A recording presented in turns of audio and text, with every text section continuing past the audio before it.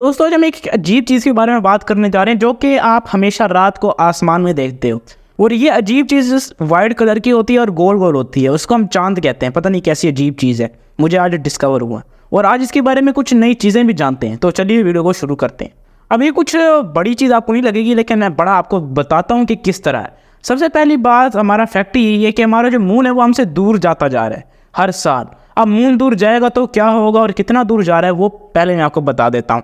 अगर मून दूर जाएगा तो क्या होगा, मून अगर दूर जाएगा तो बहुत ज़्यादा इम्पैक्ट्स पड़ेंगे। ये सिर्फ रात को हमें लाइट नहीं देता, आप समझोगे बस एक गोल गोल सी चीज़ है, हमें क्या होगा, चला जाए तो चला जाए, ऐसा नहीं। अगर ये मून दूर हो जाए हमसे तो हमारे जो समुंदर यानी कि सीज़ की जो टाइड्स हैं वो तमाम एक अजीब ही पैटर्न के तहत ऊपर नीचे आएंगी और एक कोस्टल फ्लडिंग का सबब भी बन सकता है। यानी जो कोस्टल एरियाज़ हैं वो बिल्कुल ही समुंदर के नीचे डूब सकते हैं। तो इसलिए मून इन टाइड्स को कंट्रोल करने में एक अहम रोल प्ले करता है। तो और बहुत सारी और भी चीज़ें जो कि मैंने अपनी पिछली वीडियो में बताया ही है, तो अब मैं दोबारा रिपीट नहीं करता। अभी हम हमसे कितना दूर जा रहा है, या ऑलमोस्ट हमसे 3.8 सेंटीमीटर दूर जा रहा है। 3.8 सेंटीमीटर हर साल। अब आप कहेंगे यार क्या बात है, अब तुम स्केल लेके जाते हो। वैसे ही तो नासा की इन्फॉर्मेशन है, लेकिन आपको ये लगता होगा यार 3.8 सेंटीमीटर और वो भी एक हेवनली बॉडी, यार ये कौन सी बात है, तो कोई देखो तो अरब साल लग जाएंगे हमसे दूर जाने में। हाँ, तो आप सही कह रहे हैं कि अरब साल तो लग सकते हैं, लेकिन मैं आपको थोड़ा सा आगे लेकर जाते हैं। आप 100 साल आगे चले जाएं। 100 साल जैसे ही आप आगे जाएंगे तो ऑलमोस्ट 400 सेंटीमीटर यानी 4 मीटर मून हमसे दूर चला गया होगा और ये बहुत बड़ा इम्पैक्ट डालेगा हमारे ऊपर। वो मैं 100 साल बाद वीडियो बनाऊंगा। अब ये भी बड़ी मज़े की चीज़ है कि मून भी उसी मैटर से बना है जिस मैटर से अर्थ बनी है। यानी कि मून और अर्थ बिल्कुल एक ही चीज़ है, लेकिन ये आखिर एक वजह से टूट गए थे, वो मैं बताता हूँ।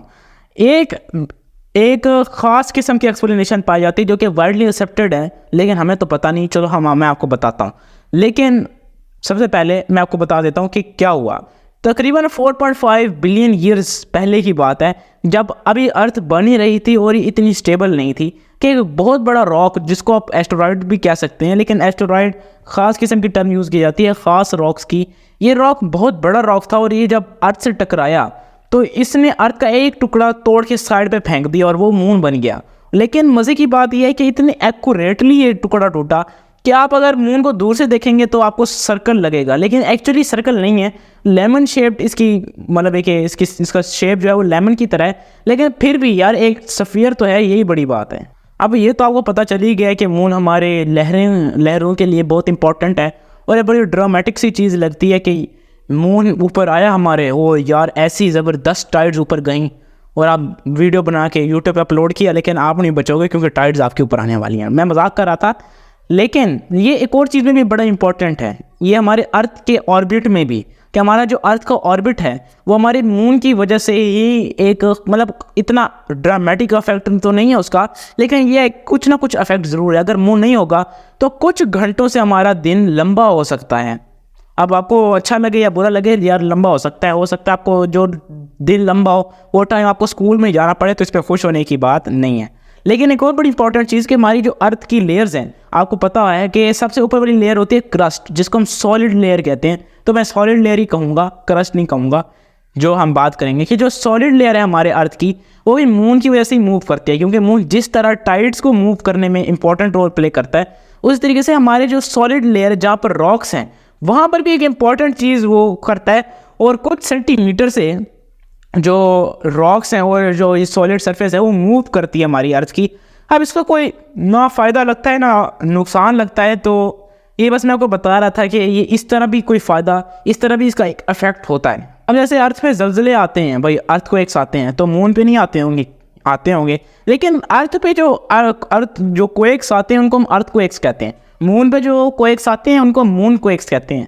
अब ये तो नहीं कि मून पे हम कहें यार मून पे कल बहुत ज़ोर से अर्थक्वेक आया था, मतलब मून पे अर्थक्वेक आया था, तो इसलिए इसका नाम चेंज करके मून क्वेक रख दिया गया है। अब मज़े की बात यह है कि जैसे कि अर्थ पे जो मतलब एक ज़लज़ले हैं, अब अर्थ पे जो ज़लज़ले हैं वो कुछ ही मिनट्स में ख़त्म हो जाते हैं, लेकिन जो मून पे भाई मून क्वेक्स होते हैं, जो क्वेक्स होते हैं वो आधे घंटे तक चलते हैं। लेकिन ये नहीं कि ये स्ट्रांग होते हैं, ये बहुत ही वीक होते हैं और आपको फील भी नहीं होगा अगर आप चाँद पे गए हैं। ठीक है, वैसे आप जब गए कब हैं ये भी बताइएगा। अब आपको ये जान के हैरानी होगी कि मून पे भी जो वाटर है वो डिस्कवर किया गया, हालांकि उम्मीद नहीं थी और ये इंडियन लोगों का कमाल है। मतलब जो उन्होंने चंद्रयान मिशन लॉन्च किया था उसकी वजह से मून पे वाटर डिस्कवर किया गया और ये बहुत बड़ी डिस्कवरी हो सकती है। इसने मून का इमेज ही हमारे दिमाग में चेंज कर दिया। मून को समझते थे एक बॉल है सड़ी सड़ी, ना उसके ऊपर कुछ एटमॉस्फेयर है ना वाटर है, बस एक सख्त किस्म की बॉल है और कुछ भी नहीं है इसके अंदर। हालांकि ऐसी बात नहीं, बाद में पता चला यार इसके ऊपर भी वाटर पाया जाता है और ये मिनरल्स की सूरत में पाया जाता है और बहुत ही मतलब गहरे लेवल में पाया जाता है, लेकिन पाया जाता है। तो दोस्तों उम्मीद आपको वीडियो अच्छी लगी होगी। आज के लिए इतना ही, अगले वीडियो में मिलेंगे, तब तक के लिए।